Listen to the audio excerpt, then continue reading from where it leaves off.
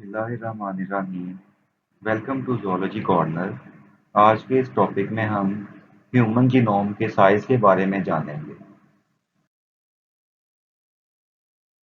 अब जो डीएनए है इसको अगर हम देखें तो ये एक केमिकल व्हीकल की तरह काम करता है जो विरासत को लेके आगे चलती है। और इसके अंदर अगर हम देखें तो फंक्शनल यूनिट्स डीएनए के जो होते हैं उनको हम जीन्स का नाम दे रहे होते हैं। और आपने जीन्स में भी जैसे देखा हुआ है कि इसमें इंट्रॉन या एक्सॉन पाए जाते हैं, यानी इसके जो कोडिंग रीजन है और नॉन कोडिंग रीजन होते हैं ना। एक्सॉन को आपको पता है कि वो कोडिंग रीजन है और इंट्रॉन क्या है, नॉन कोडिंग एरिया होता है। तो अब जीनोम जो टर्म है इसको हम अगर देखें तो जो टोटल जेनेटिक इंफॉर्मेशन किसी भी सेल के अंदर होती है उसको जीनोम का नाम दिया जाता है।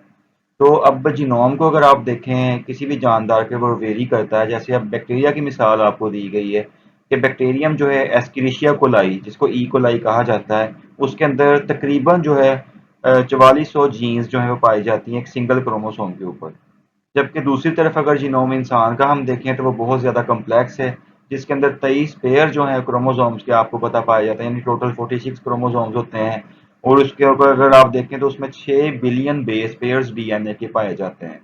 तो उसमें अब 6 बिलियन जो बेस पेयर्स डीएनए के पाए जाते हैं जीनोम के अंदर हमारे, उसके अंदर टोटल नंबर ऑफ जीन्स कितनी है वो एस्टिमेट लगाया गया है कि 30,000 से लेके 40,000 के दरमियान तकरीबन पाई जाती हैं।